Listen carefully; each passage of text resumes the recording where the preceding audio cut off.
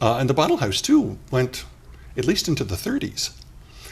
So a lot of people have visited as school children. Did you? I did, not as a school child. I think I visited Boxwood Hall. Oh, okay. As a school child, but I didn't visit those other two. And Boxwood Hall is where George Washington had lunch on the way to his inaugural. And that's also a state facility. Correct. But many people who come to Bottle House, they knock on the door and they say, I visited this as a school child. I'd like to visit it again and see if it, and it looks nothing like it did then because we do not have period furniture. The furniture in the Belcher Ogden was actually auctioned off before we took ownership of it, including the paintings of Jonathan Belcher. Where'd they go? To the auction block. Oh. Yeah. But as one of my colleagues, a fellow trustee, says, I first felt bad about the loss of these artifacts, but many of them were really sort of high-end imitations. What we have is the real article. Right now we're getting ready for remodeling. We're still showing this to various groups, but the water's turned off. And we said, oh God, this is really terrible. But he says, no, they're getting an 18th century experience. You had to go out, you schlep out and get the water in a well, and they didn't have electricity. And you get to see what a facility with 18-inch thick walls does to the temperatures outside. It never really gets seriously uncomfortable in there in winter. And you look at the fireplaces, they're very shallow, and you say, how did they get a fire? You don't need much. That's the answer, you don't need much. They also had punch. Punch. That's probably a big thing. So we are really trying to do a 19th and 20th century history of the city. And we see ourselves really standing on the shoulders of those who've gone before. We're using a lot of the photography and the insights, but there's still a lot to be done to do a more interpretive history. How does a city like Elizabeth change? Where did it change most? Who was responsible for it? We don't have answers to these questions. Dr. Mattingly, your research how long have you been here, by the way, in Elizabeth? Since December 1st, 1987, but my wife's family has been here since the Civil War. In Elizabeth? Yeah. Okay. How did you meet? At Georgetown University. Georgetown, okay, that's interesting. And so your research had to change your views of Elizabeth. Even up until this point, it's probably going to change again. Well, it's changing all the time. This is actually one of the points that I really want to make to you. History is not just in the past. History is a present resource. History acknowledges the way in which the city itself changes its identity over time. It's changing now. And one of the things that becomes a serious resource for present policymakers is to understand how people standing in their shoes addressed some of these knotty issues before. Some of these issues are not just knotty, they're intractable. What do you do when you really have no answer and seemingly no possibility of an answer? One of the things you do is to say, what went before?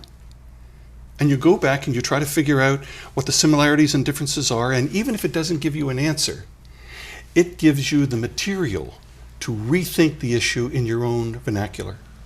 History is a current resource, and we can only make it a better resource by getting it more accurately and doing new research and generating new knowledge. That's what we're doing. Dr. Mattingly, one of the things we were talking about the break is oral history is a unique resource for historical inquiry. And you were talking about some specific examples from your research that you're going to talk about at this forum and clarify some of its importance. I will. We have a program called Community Treasures.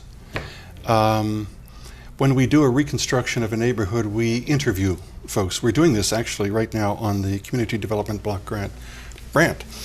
And we've met some extraordinarily interesting people in the Belcher-Ogden area. One of the things about oral history is that it always reveals things that are not in archives with paper documents. It always shows you something new, and invariably it shows you something dramatic. This is a case in point. We had multiple people talk to us about a tunnel from the Belcher-Ogden mansion to the Elizabeth River. Did you ever hear that? I have not. It's the first time. Well, it was a surprise to me, and I had the look on my face when I heard it just like you did there. So one of the things that we're going to talk about is, what would a tunnel be used for? Underground Railroad? Good. You did study history. Good. I know we were a stop on the Underground Railroad. I'm just curious if that's... Yes, the Underground Railroad is a very serious possibility. And while, since it was a secretive organization, there are not a lot of documents. I've been talking to Dr. Giles Wright of the New Jersey Historical Commission, and he has a kind of checklist of things that you go by circumstantially to sort of strengthen your case. We've got almost all of them in place for this. And I will talk about that. No chance any part of that remains. Yes, there is a chance. And I'll tell you how we found out. Recently, 26 Catherine was sold. It's halfway down the block. A beautiful old, it's in a federal style. It was built in 1837, and the backyard went all the way to Morrill Street. A developer came in, built the house alongside it, and two in the back. When they dug the foundations for the Morrill Street townhouses, they hit the tunnel. I also went to a very serious other authority, thinking up the street, the big brick building is the old police station. So I found myself a very serious voice for the police department, the memory of the police department, Pat Maloney, who gave me a fantastic interview. There was a tunnel when they built the police station. Dan McCarran and Company. Do you recognize that name? I think vaguely. I wish I could find somebody that was connected to the family. If the family is listening to this, sure love to talk to you, especially if you took pictures of the construction of the police station. But it's also in the family lore of other families in this neighborhood. When I first mentioned this to one of the trustees, he said, prohibition. That would have been another reason. Well, but the tunnel's probably older than that. Possibly, yes, it is. And Pat Maloney was sure that it went back to the colonial period. So now we are looking at the possibility of the governor, who is to enforce British tax policies, possibly was involved in evading those tax strictures by slipping the stuff in the back door. And we don't want to set a precedent for governors ignoring the laws of the state.